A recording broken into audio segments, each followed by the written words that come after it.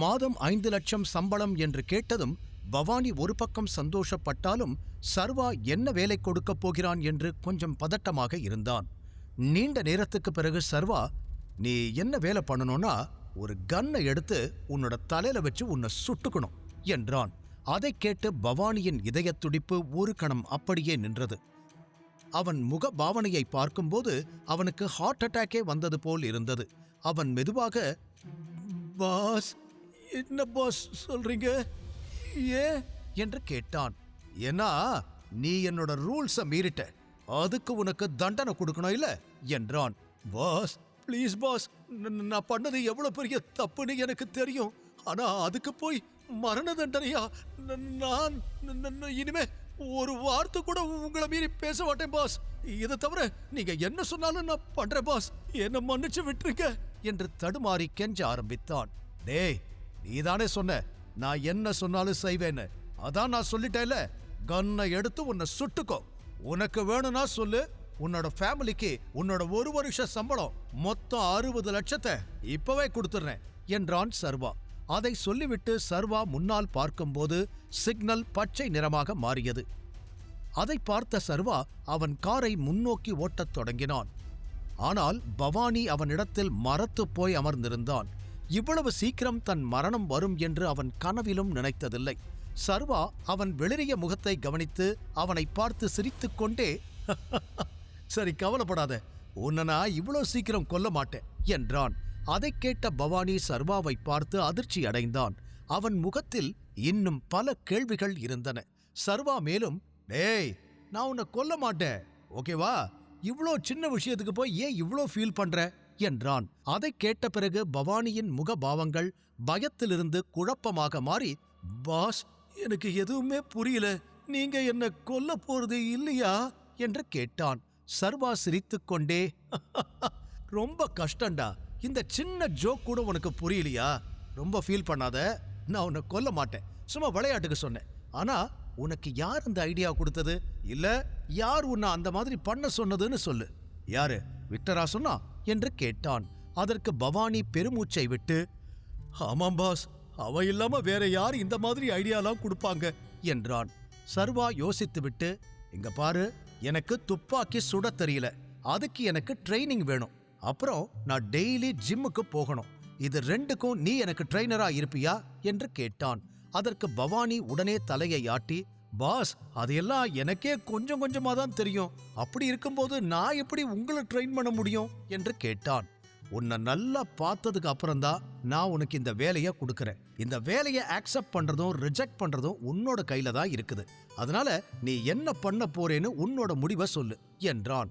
பவானி சில நொடிகள் யோசித்துவிட்டு, okay pass, நான் இந்த வேலையை ஒத்துக்கிறேன், அதுக்கு முன்னாடி விக்டர் கிட்டையும் இதை பத்தி நான் கொஞ்சம் பேசிக்கிறேன் என்றான். அதை கேட்ட சர்வாவும், ஆமாமா, அதை ஃபர்ஸ்ட் பண்ணிரு, ஏன்னா நீ அவன் கூட தான் ஒர்க் பண்ணிக்கிட்டு இருக்க, எப்படி பார்த்தாலும் நீ எனக்கு 3 மாசம் மட்டும்தான் தேவை, அதுக்கப்புறம் எல்லாத்தையும் நான் பார்த்துக்குவேன் என்றான். அதை கேட்ட பிறகுதான் பவானிக்கு அவன் கடந்த 1 மணி நேரமாக சுமந்து கொண்டிருந்த பதற்றம் நீங்கியது. அவன் உடனே, தேங்க்யூ சோ மச் பாஸ், உங்களுக்கு ட்ரெயின் பண்றது எனக்கு ரொம்ப சந்தோஷம். ஒரு பக்கம் எனக்கு நல்ல எக்ஸ்பீரியன்ஸ் கிடைக்க போகுது, இன்னொரு பக்கம் டைகர் கூட சேர்ந்து நான் ஒர்க் பண்ண போறேன் என்றான். சர்வா தலையசைத்து சிரித்துக்கொண்டே, சரி, நாம எப்ப ஸ்டார்ட் பண்ணலாம் என்று கேட்டான். ஃபர்ஸ்ட் நாம கொஞ்சம் ஸ்லோவா ஸ்டார்ட் பண்ணலாம், வீக்கெண்ட் நம்ம ட்ரைனிங்க வச்சுக்கலாம், நீங்க என்ன சொல்றீங்க பாஸ் என்று பவானி கேட்டான். சர்வா ஒரு கணம் யோசித்தான். இந்த வார இறுதியில் அவன் ஷிவானியை சந்திக்க வேண்டும் என்பதை நினைவு கூர்ந்தான். இருப்பினும் அவளை ஜிம்மிற்கு வர சொல்லிவிடலாம் என்று நினைத்து, சரி, வீக்கெண்ட் எனக்கு ஓகேதான், நமக்கு ஜிம் எந்த ப்ராப்ளமும் இல்லை, ஆனா கன் ட்ரைனிங்க்கு நாம என்ன பண்றது, எங்க போறது என்று கேட்டான். பாஸ், ஷூட்டிங்கை பொறுத்த வரைக்கும் ரொம்ப பெரிய இடமா, ஆள் நடமாட்டம் இல்லாத ஒரு இடம் வேணும், அதே மாதிரி நீங்க ஷூட்டிங் பிராக்டிஸ் பண்றீங்கன்னு யாருக்கும் தெரியக்கூடாது, அப்படி தெரிஞ்சா அது நம்மளுக்கு தான் டேஞ்சர் என்றான். பவானியின் வார்த்தைகளும் சரி என்று அவனுக்கு தெரிந்தது. அதனால் நமக்கு பெருசா தனியா ஒரு இடம் வேணும்னா அதுக்கு என்னோட பங்களா எப்படி இருக்கும், வீக்லி ஒரு நாள் நாம அங்க போய் பிராக்டிஸ் பண்ணலாம், அங்க பெரிய இடியே விழுந்தாலும் ஒரு காக்கா குருவி கூட எட்டி பார்க்காது, நீ என்ன சொல்ற, அந்த இடம் ஓகேவா என்று கேட்டான். சூப்பர் பாஸ், அந்த இடம் செமையா செட் ஆகும், அங்கே போலாம் என்றான் பவானி. சரி, நான் உன்கிட்ட சொல்ல வேண்டியது அவ்வளவுதான், இப்ப நீ போலாம் என்று சர்வா சொல்லிவிட்டு காரை ஓரமாக நிறுத்தினான். தேங்க்யூ பாஸ், அப்புறம் பார்க்கலாம் என்று கூறிய பவானி காரிலிருந்து இறங்கி தனக்கென ஒரு டாக்ஸியை தேட ஆரம்பித்தான். அப்போது திடீரென்று சர்வாவின் போனுக்கு தெரியாத எண்ணிலிருந்து அழைப்பு வந்தது. சர்வா போனை எடுத்து ஹலோ என்றான். சில வினாடிகள் போனின் மறுபக்கத்திலிருந்து எந்த சத்தமும் இல்லை. அதை பார்த்த சர்வா போனை கட் பண்ண போகும்போது திடீரென்று ப்ளீஸ் போனை மட்டும் கட் பண்ணிடாதீங்க, நான் உங்ககிட்ட கொஞ்சம் பேசணும் என்று அந்த மென்மையான குரல் கெஞ்சியது. அதை கேட்டு சர்வாவுக்கு ஒன்றும் புரியவில்லை. அவன் உடனே ஃபர்ஸ்ட் நீங்க யாருன்னு சொல்லுங்க என்று கேட்டான். நான் வைஷ்ணவி பேசுறேன், ப்ளீஸ் சர்வா போனை மட்டும் கட் பண்ணிடாத என்றாள். சர்வா அவளின் பெயரை கேட்டவுடன் உடனடியாக போனை துண்டித்து விடுவானோ என்று வைஷ்ணவி பயந்தாள். அவளுடைய குரலை கேட்டதும் சர்வா கோபமாக உனக்கு இப்ப என்ன வேணும் என்று கேட்டான். நான் உன்கிட்ட கொஞ்சம் பேசணும், இட்ஸ் வெரி இம்பார்ட்டன்ட் என்றாள் வைஷ்ணவி. என்ன பேசணுமோ அதை ஷார்ட்டா சொல்லு, நான் இப்ப ரொம்ப பிஸியா இருக்கேன், உனக்காக என்னால மறுபடியும் என்னோட டைமை வேஸ்ட் பண்ண முடியாது என்று எரிச்சலுடன் சொன்னான் சர்வா. சர்வாவின் கடுமையான குரலை கேட்டு வைஷ்ணவி உடனே அழத் தொடங்கி ப்ளீஸ் நான் உங்ககிட்ட கடைசியா ஒரு ரெக்வெஸ்ட் கேட்கிறேன், இன்னைக்கு ஈவினிங் ஒரு 10 நிமிஷம் உன்னை மீட் பண்ணி உங்ககிட்ட கொஞ்சம் பேசணும், அதுக்கப்புறம் நான் உன்னை டிஸ்டர்ப் பண்ண மாட்டேன் என்று சொன்ன வைஷ்ணவியின் குரலில் ஒரு பதட்டம் இருந்ததை சர்வாவால் உணர முடிந்தது. இப்போது முன்னாள் காதலியின் முகத்தை பார்க்கும் மனநிலையில் அவன் இல்லை என்றாலும் அவளுடைய உதவியற்ற தன்மை அவனை அவளுக்கு நோ சொல்ல விடவில்லை. அதனால் அவன் ஒரு ஆழ்ந்த மூச்சை எடுத்து ஒரு கணம் யோசித்து பின்னர் சரி, இன்னைக்கு ஆபீஸ் முடிஞ்சு நாம மீட் பண்ணலாம் என்றான். அதை கேட்ட பிறகுதான் வைஷ்ணவிக்கு உயிரே வந்து ரொம்ப தேங்க்ஸ் சர்வா என்று போனை வைத்தாள். சர்வாவுக்கு அவள் தன்னை சந்தித்து என்ன பேச விரும்புகிறாள் என்று புரியவில்லை.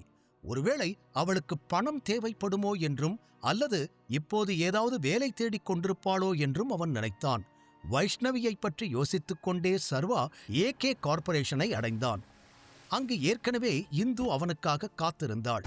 அவள் உடனே குட் மார்னிங் சார், இப்ப நாம என்ன பண்ண போறோம் என்று கேட்டாள். சர்வா அவளை நோக்கி தலையசைத்து தன்னை பின்தொடருமாறு சைகை செய்து நம்ம உடனே இந்த கம்பெனியில நியூ பிசினஸ் ஸ்டார்ட் பண்ணணும், அதுக்கு நமக்கு கொஞ்சம் நியூ எம்ப்ளாயீஸ் வேணும், அதோட இந்த கம்பெனியோட நேமையும் நம்ம உடனே சேஞ்ச் பண்ணணும் என்றான். சர்வாவின் வார்த்தைகளை கேட்டு இந்து மகிழ்ச்சி அடைந்தாள். அவள் கம்பெனியில் நிறைய மாற்றங்கள் இருக்கப் போகிறது என்றாலும் குறைந்தபட்சம் அவளுக்கு வேலை திரும்ப கிடைத்து விட்டது. அதனால் உடனே ஓகே சார், அப்புறம் இந்த கம்பெனியில நாம என்ன பிசினஸ் ஸ்டார்ட் பண்ண போறோம் சார் என்று கேட்டாள். அதற்கு சர்வா கிரீம் கம்பெனி, பேசிக்கா cosmetic industry, I want to be the project manager, creative மேனேஜரை நாளைக்கு நீங்க மீட் பண்ணுவீங்க, அவங்க கிட்ட ஒரு ஸ்பெஷல் கிரீமுக்கான ஃபார்முலா இருக்குது, அதுக்கு தேவையான எல்லா இன்கிரீடியன்ஸும் ரெடியா இருக்கு, உங்களுக்கு வேற ஏதாவது இன்ஃபர்மேஷன் தேவைப்பட்டா கேளுங்க, இல்லனா நீங்க உடனே போய் உங்க ஒர்க்கை ஸ்டார்ட் பண்ணலாம் என்றான். அதற்கு இந்து சரி என்று தலையசைத்து ஓகே சார், எனக்கு எல்லாம் புரிஞ்சுது, நான் அதுக்கான எல்லா ப்ராசஸும் ஸ்டார்ட் பண்றேன், அப்புறம் நியூ எம்ப்ளாயீஸ் பொறுத்த வரைக்கும் நீங்க அவங்கள இன்டர்வியூ பண்ணணுமா என்று கேட்டாள்.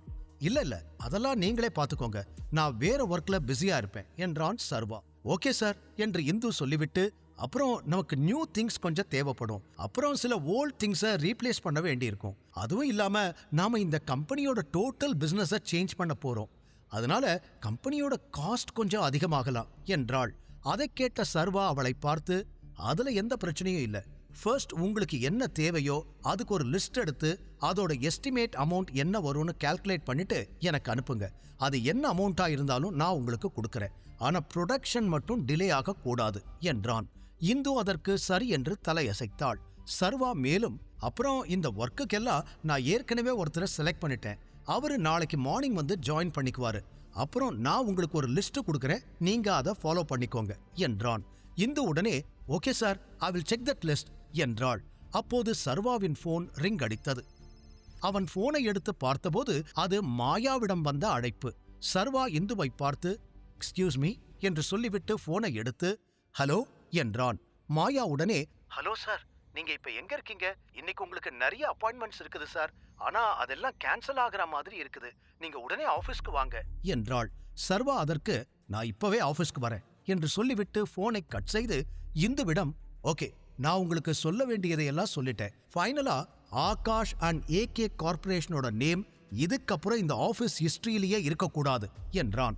அதை கேட்டு இந்து டோன்ட் வரி சார், அதெல்லாம் நான் பாத்துக்கிறேன். அப்புறம் உங்ககிட்ட இன்னொரு விஷயம் பத்தி டிஸ்கஸ் பண்ணணும் சார். இது நமக்கு நியூ பிசினஸ்னால மார்க்கெட்டிங் பண்றதுக்கு அட்வர்டைஸ்மெண்ட் பத்தியும் நாம பேசணும் என்றாள். அதைக் கேட்ட சர்வா இந்துவின் ஆலோசனையை பற்றி ஒரு கணம் யோசித்தான்.